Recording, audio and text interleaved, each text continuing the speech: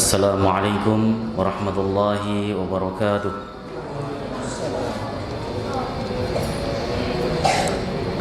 Alhamdulillahi rabbil alamin wal aqibatu lil muttaqin wala udwana illa 'alal zalimin. Asyhadu an la ilaha illallah wahdahu la syarika lahu wa asyhadu anna Muhammadan 'abduhu wa rasuluh. Allahumma fassalli wa sallim wa barik ala hadzal nabiyil karim Nabiyyina Muhammadin sallallahu alaihi wasallam wa ala alihi wa sahbihi wa man tabi'ahu ila yaumiddin. Amma ba'du fa ya ibadallah ittaqullah li anna Allah ta'ala yaqul fi kitabihil karim wa huwa asdaqul qailin ya ayyuhalladzina amanu taqullaha haqqa tuqatih wa la tamutunna illa wa antum muslimun. فإن أحسن الحديث كتاب الله وخير الهدي هدي محمد وشر الأمور محدثاتها وكل محدثات بدعة وكل بدعة ضلالة وكل ضلالة في النار.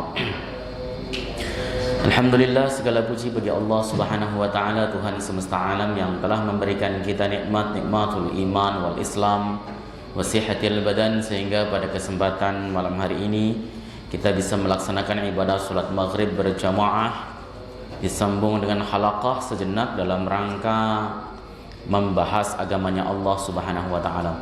Salawat salam mudah-mudahan terus tercurah ke pangkuan beliau Nabi akhir zaman Nabi Muhammad sallallahu alaihi wasallam beserta seluruh keluarga beliau, sahabat, kerabat dan pengikutnya, serta kita semuanya umat beliau, umat dakwah ijabah yang senantiasa istiqamah konsisten dalam menjalankan dan mengerjakan sunnah-sunnahnya hingga akhir masa nanti. Jamaah sekalian yang dimuliakan oleh Allah Subhanahu wa taala, kita kembali akan membahas kitab Taisirul Alam Syarah Umdatil Ahkam. Insyaallah pada kesempatan yang berbahagia ini kita akan membahas hadis nomor 108. Bismillahirrahmanirrahim. Qala al-muallif rahimahullahu taala wa nafa'na bihi wa bi'ulumihi fid dharain. Amin. Babun nahyi anil kalam fis shalah. Bab yang menjelaskan tentang larangan berbicara di dalam salat. Jadi hadis ini nanti menjelaskan tentang argumentasi, dalil yang dipakai oleh para ulama, sehingga kenapa para ulama mengatakan bahwa berbicara di dalam saat kita salat itu bisa membatalkan salat. Begitu. Jadi yang dicantumkan dalam kitab Umdatul Ahkam cuma satu hadis, tapi dalam syarahnya Imam Abdullah Al-Basam banyak menukil hadis-hadis lain. Dan ini akan kita pelajari, mudah-mudahan kita bisa tahu mana pembicaraan yang boleh, mana pembicaraan yang bisa membatalkan salat. Al-haditsus samin ba'dal mi'ah, hadis nomor 108. An Zaid bin Arqam radhiyallahu taala anhu qala, beliau berkata, kunna natakallamu fis salati yukallimu ar-rajulu minna sahibah wa huwa ila jambihi fis shalah. Kami dulu itu berbicara di dalam salat. Artinya saat salat kami itu dulu berbicara, ini para sahabat. Ini pada masa-masa awal Islam. Saya pernah menjelaskan bahwa pada masa-masa awal Islam syariat itu disampaikan tidak saklek dulu. Kenapa? Karena ya memang Rasulullah Shallallahu Alaihi Wasallam itu sedang menanamkan keimanan yang mantap ke dalam hati para sahabatnya. Makanya tasyrik salat, tasyrik puasa itu tidak langsung seperti yang kita lakukan saat ini. Ya, step by step, tadrij namanya. Bertahap, disampaikan secara bertahap sehingga sempurna. Nah, pada masa Nabi, para sahabat itu biasa sholat sambil ngobrol dengan sampingnya kayak anak kecil begitu. Ya. Dia seseorang berbicara dengan teman yang ada di sebelahnya di dalam sholat, hatta nazalat, sehingga turunlah ayat wa qumu lillahi qanitin, dan berdirilah kalian kepada Allah untuk menghadap Allah, maksudnya sholat qanitina, dengan tenang, dengan diam tanpa berbicara. Fa umirna bis sukuti wa nuhina 'anil kalam. Maka kami diperintahkan oleh Nabi sallallahu alaihi wasallam bis sukuti, untuk diam, wa nuhina 'anil kalam, dan kami dilarang untuk berbicara. Pada saat turun ayat itu, langsung para sahabat tidak ada satupun yang berbicara sama sekali. Ya, nggak ada yang nolah-noleh sama sekali. Semuanya sholatnya dengan tenang. Hadis ini riwayat Al-Imam Al-Bukhari, dia hadis nomor 4534, dan Imam Muslim di nomor hadis 539. Gharib hadis, redaksi yang asing dalam hadis ini. Qanitin, makna qanitin itu apa sih? Lil kunuti iddatu ma'anin. Qanitin itu kan dari kata qanata yaqnutu, kunutan, kunut. Kunut itu memiliki banyak makna. Minha, diantaranya at-ta'atu, kunut maknanya itu taat. Kemudian wal khusyu'u, makna kunut juga diartikan khusyuk. Wad du'a'u, ada kunut juga diartikan sebagai doa. Wat tulul qiyami, dan kunut juga diartikan berdiri lama. Maka nanti ketika kemudian para ulama berbeda tentang hadis kunut dalam sholat subuh, itu kan yang mengatakan kalau seandainya pun Nabi kunut maksudnya adalah berdiri lama, setelah i'tidal berdiri lama, begitu. Adapun kunut bermakna doa yang masyhur, ya, yang kemudian hadisnya diterima dalam mazhab Syafi'i dan ditolak oleh mazhab Ahmad dan mazhab Hanafi, itu adalah kunut bermakna doa. Ya, jadi itu ikhtilaf mu'tabar di antara 4 mazhab. 2 mengatakan bid'ah, 2 mengatakan sunnah. Yang mengatakan sunnah ini berbeda antara Malik dengan Syafi'i. Yang mengatakan sunnah, kalau Syafi'i kunut itu ba'da ruku', setelah ruku', yaitu pada saat i'tidal. Kalau Malik adalah sebelum ruku', yaitu pada saat dia membaca surat, karena kunut dimaknai tulul qiyam, berdiri lama. Ya, begitu. Tarjih Muhammadiyah memilih bahwa semua hadis yang menjelaskan tentang kunut itu dhaif, sehingga tidak bisa dijadikan sebagai hujjah di dalam ibadah. Maka hingga hari ini Muhammadiyah memandang bahwa kunut subuh itu bid'ah. Sementara ulama-ulama Syafi'iyah seperti Al-Imam An-Nawawi, Ibnu Hajar Al-Asqalani memandang bahwa dalil kunut itu hasan, maka boleh diamal. Maka mazhab Syafi'i berpendapat bahwa kunut subuh itu sunnah. Jadi perbedaan pendapat itu adalah terjadi karena perbedaan penilaian terhadap hadis. Hadisnya sama, yang sampai kana Nabi sallallahu alaihi wasallam lam yazal yaqnutu fi salatil fajri hatta faraqad dunya, itu dalilnya. Riwayat Al-Imam Hakim dalam Mustadraknya dikatakan sahih oleh Imam Hakim, disetujui oleh Al-Imam An-Nawawi, dan dikatakan hasan oleh Ibnu Hajar Al-Asqalani.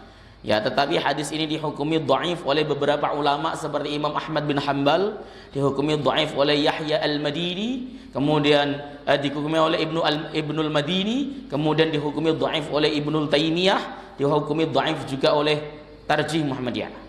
Maka kemudian terjadi pecah, ya, sampai hari. Saya rasa perbedaan masalah kunut subuh itu akan terjadi sampai hari kiamat, selagi tidak satu kata. Loh, kok bisa Ustadz? Kok bisa satu hadis bisa memiliki pandangan berbeda-beda? Yang pertama, hadis kunut tadi itu diriwayatkan melalui jalur namanya Abu Ja'far Ar-Razi. Abu Ja'far Ar-Razi ini nama lain dari Isa bin Mahan. Isa bin Mahan inilah yang bermasalah. Menurut Imam Abu Hatim Ar-Razi, ya, Abu Ja'far Ar-Razi ini dihukumi sebagai siqatun saduq, seorang yang siqah, lagi terpercaya. Berarti hadisnya bisa bagus, hadis hasan atau bisa jadi sahih.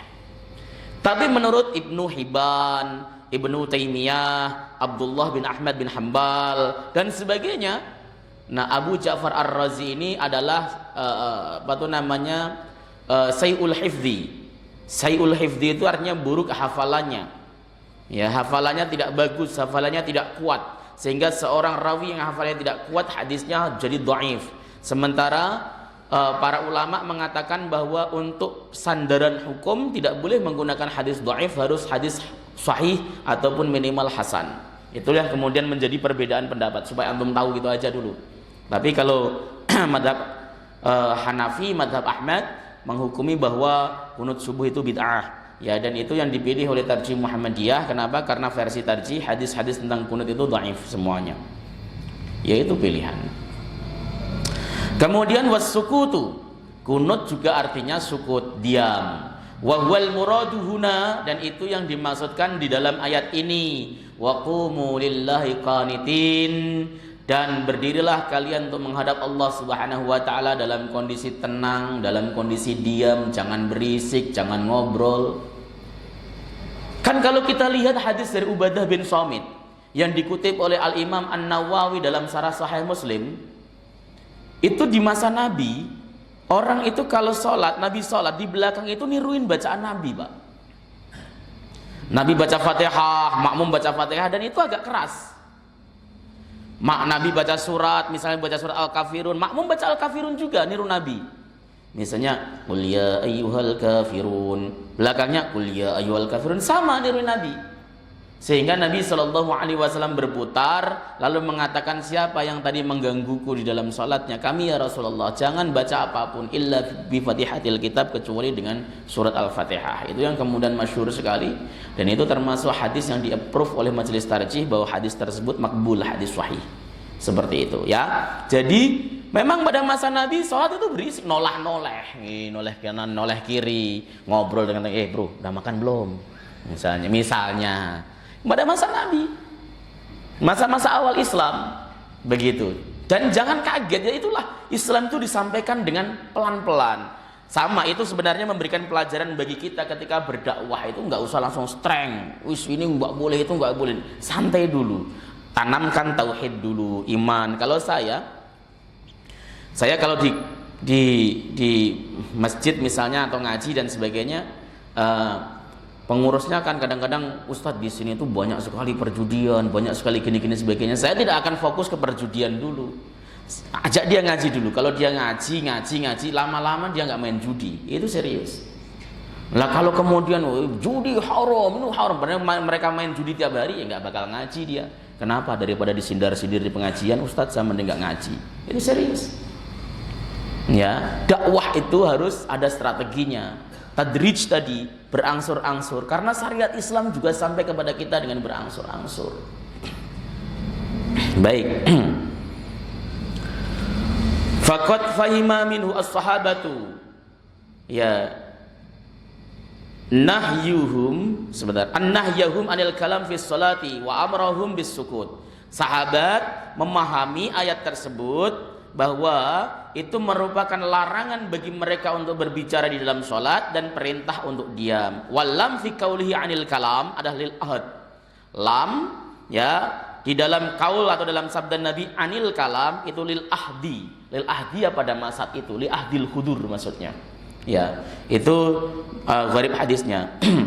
Makna ijmali, makna secara komprehensif. Dzakara Zaid bin Arqam radhiyallahu taala anhu annal muslimina kanu fi bada'i amrihim yatakallamuna fi sholati bi qadri hajatihim ilal kalam. Zaid bin Arqam bercerita, sesungguhnya kaum muslimin pada waktu itu pada saat permulaan Islam, mereka berbicara satu sama lain di dalam sholatnya sekedar hajat, ya, hanya sesuai dengan kebutuhannya. Ya, faqad kana ahadum yukallimu sahibah bijanibihi fi hajatihi wa kana ala musmi'in min Nabi sallallahu alaihi wasallam wa lam yunkir alaihim. Mereka para sahabat itu ngobrol sesuai kebutuhannya. Misalnya contoh, tanya sama sebelahnya, nanti sore bisa nggak kerja tempat saya misalnya. Oh, nggak apa-apa, bisa. Itu Rasulullah dengar. Rasulullah mendengarnya dan Rasulullah tidak mengingkarinya. Tidak ada pengingkaran dari Nabi menunjukkan boleh. Makanya dilanjut. Sahabat juga sering ngobrol dengan sebelahnya. Tapi ya enggak kemudian ngobrol dengan teman jauhnya sono, bro, ya enggak, Pak. Ya maksudnya dengan sebelahnya saja. Walamma kana fi sholati sughlun bi munajatillahi ta'ala anil kalami ma'al mahlukin amarahumullahu tabaraka wa ta'ala bil muhafadhati 'ala sholati wa amarahum bis sukuti wa nahu 'anil kalam. Tatkala salat itu isinya adalah sibuk munajat kepada Allah. Salat itu jangan ada kesibukan lain selain kita munajat, berbisik kepada Allah Subhanahu wa taala. Ya, jangankan ngobrol, pikiran lintasan-lintasan yang tidak ada hubungannya dengan Allah itu suruh menghilangkan di dalam salat. Ya, mikirin duit, mikirin kerjaan, ya, mikirin biaya ini itu dan sebagainya, suruh dibuang di dalam salat. Pada saat salat kita munajat kepada Allah. Apalagi kalau pas waktu salat Allahu Akbar, baca Allahumma ba'id baini wa baina khotoya, yaitu isinya doa dari awal sampai akhir. Atau baca wajjahtu wajhiya lilladzi fataras samawati wal ard dan sebagainya, itu pengakuan kita kepada Allah Subhanahu wa taala. Itu betul-betul seseorang sedang ngomong face to face kepada Allah Subhanahu wa taala, munajat. Yang enggak patut dong kalau kita sedang munajat, sedang berbisik-bisik, sedang mengajukan permintaan kepada Allah face to face, tiba-tiba kita sibuk dengan sesuatu yang tidak ada hubungannya dengan itu. Kita nih sowan sama presiden, lagi ngomong face to face gitu, tiba-tiba kita buka WhatsApp, kira-kira pantas tidak? Presidennya kira-kira marah nggak? Kemudian kira-kira kita diusir sama protokolnya nggak? Itu dengan manusia, apalagi dengan Allah Subhanahu wa taala. Maka pada saat sholat, fokus. Kita itu sedang menghadap Allah Rabbul Jalal, Tuhan yang Maha Agung. Sehingga kita, manusia ini, hadirkan bahwa kita adalah orang yang dhaif di hadapan Allah yang Al-Akbar.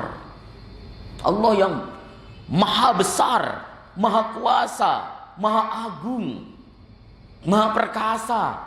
Sementara kita adalah abdun dhaif, hamba yang lemah, yang tidak bisa apa-apa. Yang kesombongan kita sehari-hari itu sebenarnya tidak ada artinya di hadapan Allah Subhanahu wa taala. Ada orang badannya kuat, dikasih sakit sama Allah Subhanahu wa taala, ambruk dia, Pak. Ada orang hartanya banyak, diambil kekayaannya sama Allah, miskin dia, Pak. Tidak ada yang bisa kemudian kita merasa sombongkan di hadapan Allah Al-Mutakabbir, sang maha sombong itu. Begitu. Ya, jadi ketika sholat itu wujudnya adalah munajat kepada Allah Subhanahu wa taala, ya, maka jangan sampai ada hal pembicaraan yang menjadikan pembicaraan kita kepada makhluk yang menjadikan kita berpaling dari munajat kepada Allah. Setelah itu, amarahumullahu tabaraka wa ta'ala bil muhafadhati 'ala shalat. Allah Subhanahu wa taala memerintahkan para sahabat untuk menjaga salatnya, wa amarahum bis sukuti, dan Allah memerintahkan mereka untuk diam. Diam itu maksudnya bukan tidak berzikir. Di dalam kitab Adhkar An-Nawawi dijelaskan, Imam Nawawi, saya membacanya bukan hanya di Adhkar saja sebenarnya, di Adhkar ada, di At-Tibyan juga ada, karangan Imam Nawawi pokoknya. Beliau mengatakan seluruh bacaan sholat, baik itu bacaan Qur'annya, zikirnya, ya itu harus terdengar oleh telinganya sendiri. Kalau tidak, itu tidak dianggap dan tidak ditulis, tidak dapat pahala dan juga tidak dihukumi sah. Misalnya ada orang baca Fatihah, dia diem aja nih. Kok ente diem baca Fatihahnya? Dalam hati nggak sah bacaannya itu, nggak sah. Telinganya harus mendengar sendiri. Maaf ya, suara saya lagi berantakan. Padahal tadi khutbah belum berantakan, berangkat ke sini berantakan. Baik, telinganya harus mendengar sendiri dengan catatan telinganya normal. Dia tidak ada gangguan pendengaran atau lingkungannya normal. Enggak suara bajai, suara pesawat, suara apa, enggak ada teriak-teriakan dan sebagainya, memang normal. Maka telinga kita harus mendengar sendiri bacaan Quran kita, bacaan tasbih kita ketika baca subhana rabbiyal a'la atau subhanakallahumma rabbana wa bihamdika allahumma ighfirli, harus terdengar oleh telinga kita. Kalau tidak dianggap lam tu'ad, nggak dinilai, nggak dihitung. Begitu. Jadi kalau orang yang sholatnya selama ini cuman hanya gerak-gerak lidahnya saja misalnya, begitu, nggak kedengaran sama sekali, sholatnya batal. Nggak ada satupun ulama yang membolehkan seperti itu. Harus dibaca. Mulutnya bergerak, bibirnya bergerak, lidahnya bergerak, dan terdengar minimal telinga sendiri. Telinga sendiri ya, nggak usah telinga tetangganya didengar-dengerin. Karena kadang-kadang banyak orang sholat itu bacaannya malah lebih keras daripada imam. Bismillahirrahmanirrahim. Alhamdulillah. Rahmanirrahim. Ya kena budu iya kena setengah. Bacaan kencang banget begitu. Yang sampingnya kan, oh ya Allah ini kok kencang banget. Taswis itu mengganggu orang sholat. Taswisul musallin mengganggu orang sholat itu makruh tahrim atau haram. Jangan sampai kita sholat mengganggu orang lain. Nah ini, jadi maksudnya sukut di situ jangan ngobrol, baca bacaan sholat yang diajarkan oleh Nabi SAW. Ya, baca-bacaan yang Rasulullah ajarkan, bacaan apa saja silahkan, tapi yang penting Rasulullah SAW ajarkan. Karena kita sholat itu ibadah mahdoh. Ibadah mahdoh itu harus sesuai dengan apa yang diajarkan oleh Nabi SAW. Fa'anzalallahu ta'ala, maka Allah menurunkan ayat, hafidhu ala salawati was salatil wusta wa qumu lillahi qanitin. Jagalah salat 5 waktu, was salatil wusta, dan salat wusta, salat asar. Salat wusta itu salat asar. Para ulama itu mereka bertanya, lah kalau perintahnya sudah hafidhu ala salawati, jagalah salat 5 waktu, salat yang difardukan, kenapa ada penekanan wasolatil wusta? Kenapa ada salat asar secara spesifik? Para ulama tafsir menegaskan bahwa penegasan kata salatil wusta karena salat asar sering dilalaikan oleh manusia. Salat asar itu salat yang letaknya nanggung, sore hari dan waktunya singkat. Dari zaman dahulu kala orang kerja itu ya pulang ya sekitar jam 4 sampai jam 5. Biasanya petani, karena para sahabat dulu itu kan banyak yang petani kurma maksudnya ya, untuk beternak itu pas asar sekitar 3:30 itu mereka nanggung di sawahnya, di ladangnya, entar aja lah, entar. Akhirnya mereka pulang ya sampai rumah maghrib. Banyak yang kemudian sholat asarnya tertinggal. Hari ini juga kita karyawan sama, jam pulangnya jam 4, waktu nanggung ya 3:30 itu belum waktu pulang, tapi sudah masuk waktu sholat. Akhirnya kemudian karena nanggung, nanti dulu, atau pulang aja dulu, jam 4 pulang, nanti pengen sholat di rumah, ternyata nggak kekejar. Ini warning dari Allah Subhanahu Wa Taala kita untuk menjaga sholat asar. Bahkan kalau kita lihat Sahih Bukhari, Rasulullah itu pernah mengatakan, man shallal bardaini faqad dakhalal jannah. Siapapun orang yang menjaga 2 sholat bardain. Sholat bardain itu sholat asar dan sholat subuh, maka dia akan masuk surga. Kenapa? Ya karena 2 sholat ini sering ditinggalkan orang. Sholat yang paling penuh masjidnya sholat maghrib. Sholat isya mulai berkurang, subuh berkurang sekali, asar setengah soft saja nggak ada. Itu faktual. Makanya ditekankan oleh Allah Subhanahu Wa Taala, jagalah sholat 5 waktumu. Ditekankan wassalatil wusta, dan sholat asar. Al wusta dia maknai asar. Ada sebagian maknai zuhur, tetapi pendapat yang paling kuat adalah asar. Wa qumu lillahi qanitin, dan berdirilah kalian menghadap Allah dengan tenang, dengan diam tanpa berbicara apapun. Fa'arafa as-sahabatu ya minha nahyahum anil kalam fi sholati fantahu radhiyallahu ta'ala anhum ajma'in. Para sahabat kemudian tahu dari ayat tersebut ada larangan untuk mereka dari berbicara dalam sholat, maka mereka pun menjauhinya, tidak ada yang berbicara lagi. Ini bagusnya sahabat. Sahabat itu begitu ayat yang melarang turun, mereka berhentinya bisa total. Contoh ayat tentang homer, keharaman homer itu kan tidak langsung blek haram, enggak. Tadrij juga lama. Khamr itu diharamkan lama. Ya, lama sekali diharamkan. Pertama, khamr itu halal. Orang pada membuat minuman dari fermentasi kurma dan anggur, perasan kurma dan perasan anggur. Ya, fahuwa khillul lakum, itu halal bagi kalian awal-awal.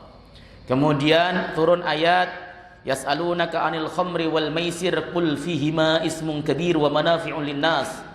Mereka semua manusia atau sahabat bertanya kepada engkau ya Muhammad tentang khamr dan judi.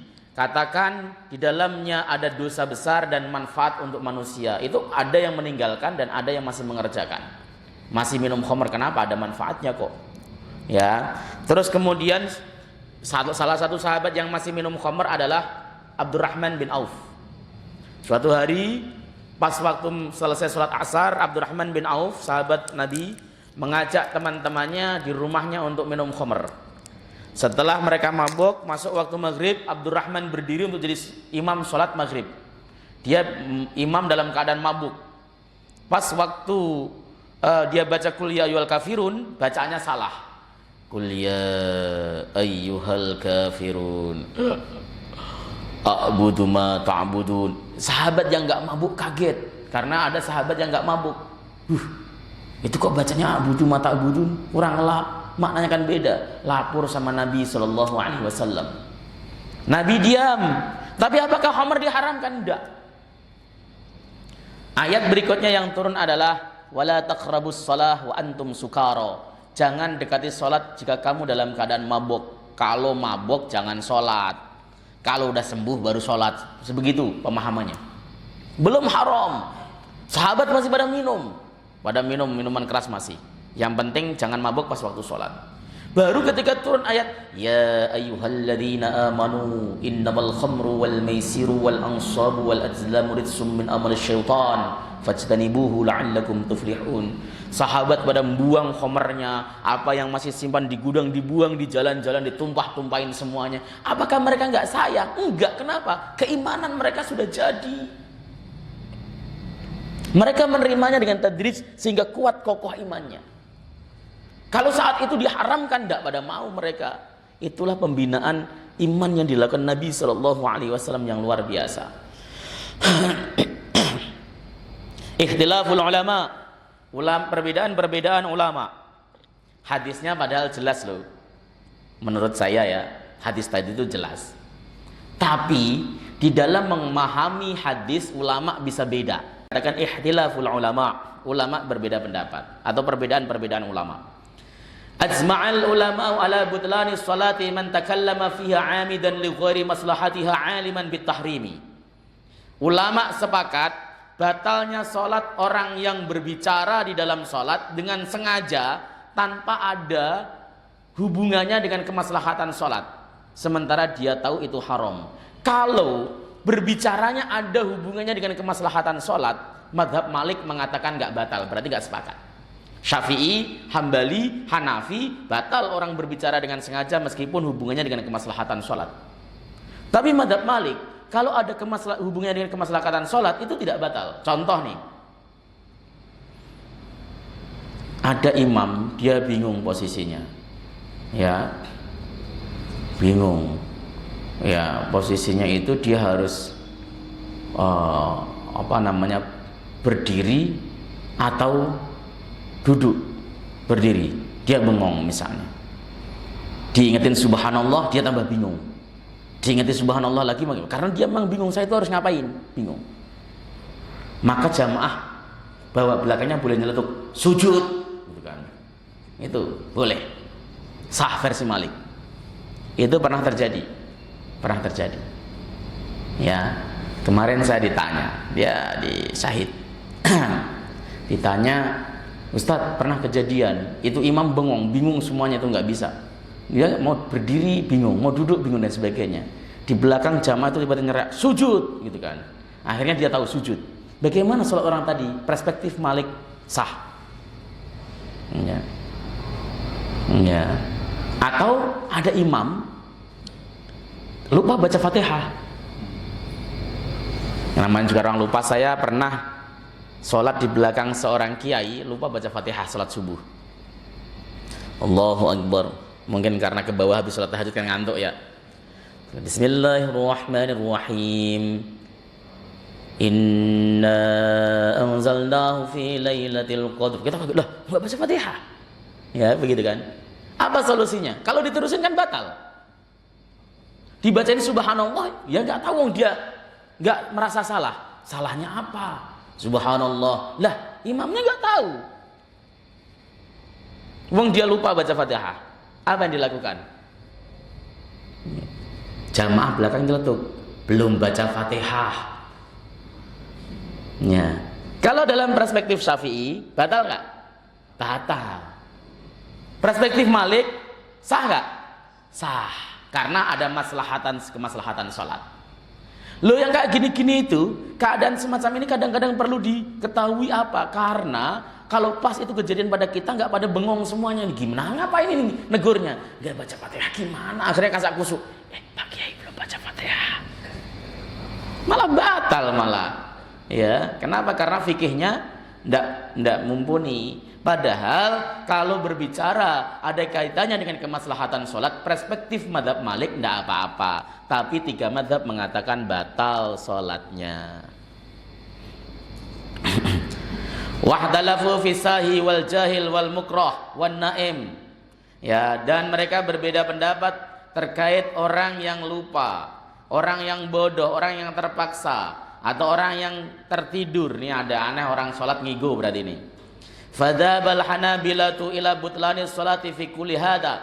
Imam madhab Hambali, ulama-ulama madhab Hambali menghukumi batal meskipun lupa. Batal meskipun lupa. Tapi menurut perspektif madhab Syafi'i dan madhab Malik, ditambah dengan sebagian riwayat yang kuat dalam madhab Ahmad dan dipilih oleh Syekhul Islam Ibnu Taimiyah, bahwa sholatnya tidak batal kalau dia bodoh atau dia lupa. Ya, lah kok bisa? Mana dalilnya? Yang pertama, Nabi pernah ngobrol terhadap Dzul Yadain, Abu Bakar, Umar. Ya, pada saat beliau tergesa-gesa keluar dari masjid, lupa. Beliau itu sholat duhur. Kata Ibnu Sirin, ini hadis Sahih Bukhari. Kata Ibnu Sirin, Rasulullah itu mengerjakan sholat duhur. Ada yang mengatakan asar, lupa beliau. Ya, beliau cuma 2 rakaat. Habis 2 rakaat salam, beliau keluar, kemudian beliau bersandar di batang pohon kurma. Ya, sembari seperti orang yang marah memikirkan sesuatu. Dzul Yadain bertanya, Rasul, engkau lupa atau engkau kosor sholatnya? Aku enggak lupa dan aku enggak kosor, tapi sholatmu 2 rakaat Rasul. Terus kemudian Rasul bertanya pada Abu Bakar dan sahabat lainnya, apa yang dikatakan dia benar? Benar ya Rasul. Ya kalau begitu sholat lagi, tambah 2 rakaat. Berarti pembicaraan model seperti ini yang meskipun ada pembicaraan sedikit, itu tidak membatalkan. Ya, ini di awal-awal Islam lagi, nggak batal posisinya. Yang kedua, hadis dari Muawiyah bin Hakam. Dalam hadis dari Muawiyah bin Hakam diceritakan, bainama ana usolli ma'an Nabi sallallahu alaihi wasallam id atasa rajulun min qauminal qaumi faqultu yarhamukallah. Suatu hari aku sholat bersama Nabi sallallahu alaihi wasallam pada saat beliau bersin. Pada saat itu tiba-tiba seseorang bersin, ya. Dari kaum, ada satu kaum seseorang yang tersebut itu bersin. Lalu aku menjawab yarhamukallah. Farromanil kaum bi absarihim. Lalu kaum tersebut itu pada melihatku, dipelototin. Sholat melototin orang loh Pak. Zaman dulu itu. Ya, ada orang bersin lagi sholat. Cukir. Muawiyah bin Hakam jawab yarhamukallah. Karena jawab begitu, maka orang-orang pada melotot gitu, ngeliatin terus kan, melototin. Kemudian, wathuklah masa'nukum tangdurun. Kata si Muawiyah bin Hakam, celakalah kalian semuanya. Kenapa kalian pada ngeliatin aku? Sholat masih. Faja'alu yadribuna bi'aidihim ala afhadihim. Kemudian mereka, kaum tersebut itu menepuk-nepuk paha mereka. Suruh diem. Kan? Fama ra'aituhum yusmituni. Ya, mereka meminta aku untuk diam. Lakinni sakattu. Tetapi aku sudah diam. Falamma shalla Rasulullah sallallahu alaihi wasallam, tatkala Rasulullah Muhammad sallallahu alaihi wasallam selesai salat,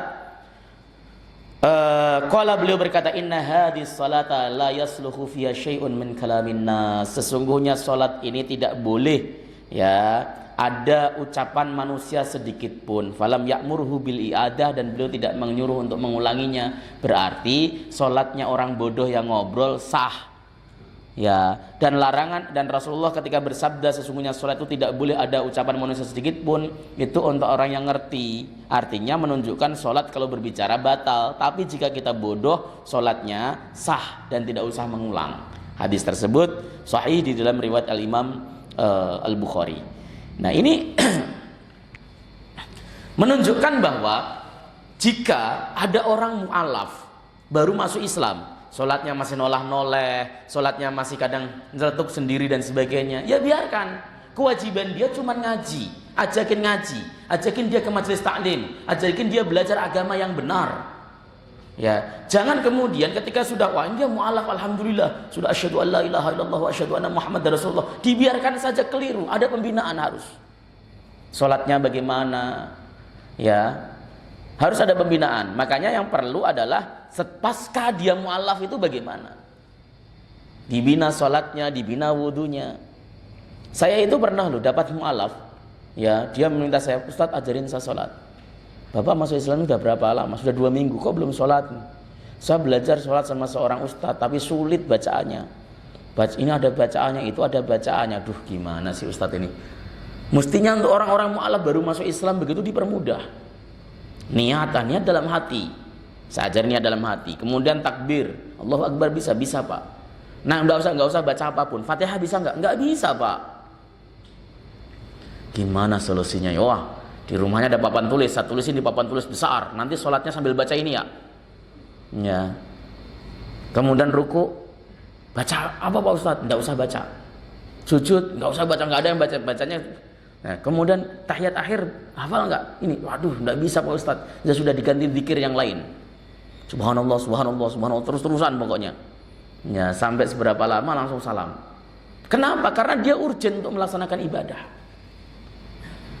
Sembari itu tawarin, "Bapak ngaji ya besok sama saya, belajar sholat yang lebih lengkap." Jangan kok dari awal diajarin Allahu Akbar kabiro walhamdulillahi katsiro atau Allahumma ba'id baini. Ya pening orangnya tersebut, orang baru masuk Islam diajarnya aneh-aneh. Ya, at-tahiyyatu lillah wassalawatu wattayyibat. Mereka yang akhirnya kemudian nggak sholat, mending nggak sholat. Itu fakta kok. Jadi sampaikan yang simpel karena memang boleh dalam syariat, tapi tetap harus diajak untuk ngaji. Saya rasa begitu. Silakan kalau ada muskil. Ada pertanyaan? Ada yang mau nanya? Ada yang mau nanya nggak? Kalau nggak ada yang mau nanya, saya tambah materinya. Oke, nanya saja susah. Baik, saya tambah materinya dikit. Ma yu'khad minal hadis. Apa yang bisa diambil dari hadis? Kanal kalam fi sholati awal al-islami mubahan biqadril hajati ilaihi. Sesungguhnya berbicara dalam sholat pada masa-masa awal Islam itu boleh, sekedar hajat. Itu yang diambil. Yang dua, tahrimul kalam fi sholati ba'da nuzuli qaulihi ta'ala wa qumu lillahi qanitin minal amid wa huwa alladhi ya'lamu annahu fi sholati wa anna al-kalam fi muharram.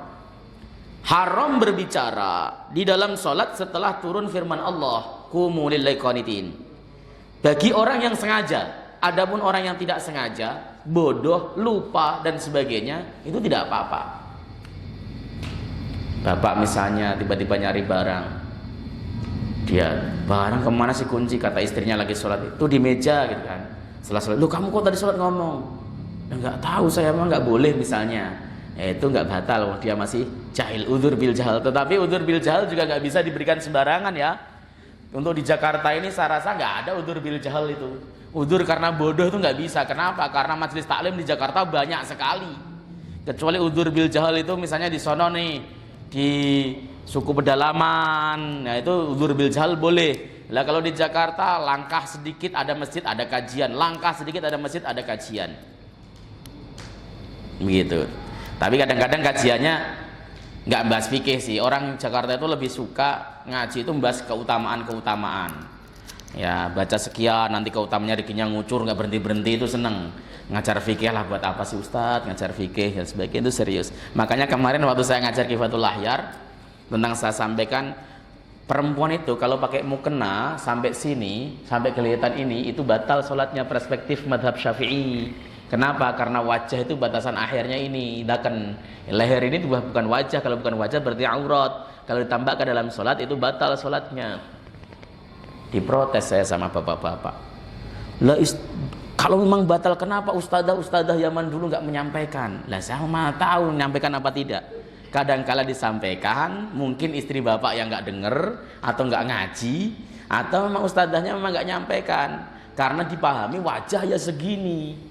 Wajah itu kan batas atau dobit wajah adalah mimana biti sya'ir ra'si, dari tempat tumbuhnya rambut kepala ini, mulai dari ini mana biti sya'ir ra'si sampai tahta dakan janggut kan ini, bawahnya ya begini saja. Maka yang benar mukana itu sampai sini. Kalau sampai sini itu bukan wajah, maka batal. Itu perspektif ulama dan itu sudah dibahas masail kan Pak, udah kita diskusikan. Ya diprotes begitu. Ya saya bilang, makanya salah satu hal yang harus kewajiban menyampaikan fikih itu bapak-bapaknya, karena bapak-bapaknya yang rajin ngaji. Yang kedua, kita kesulitan untuk mencari ustadzah yang memiliki kualifikasi kepakaran di dalam fikih. Jarang sekali ustadzah itu garap pengajiannya bahas masalah fikih. Paling keutamaan Asmaul Husna, keutamaan sholawat sambil ibu-ibu, mari kita tabungan umroh, seragamnya besok mau warna apa ya ibu-ibu, jangan lupa, biasanya begitu.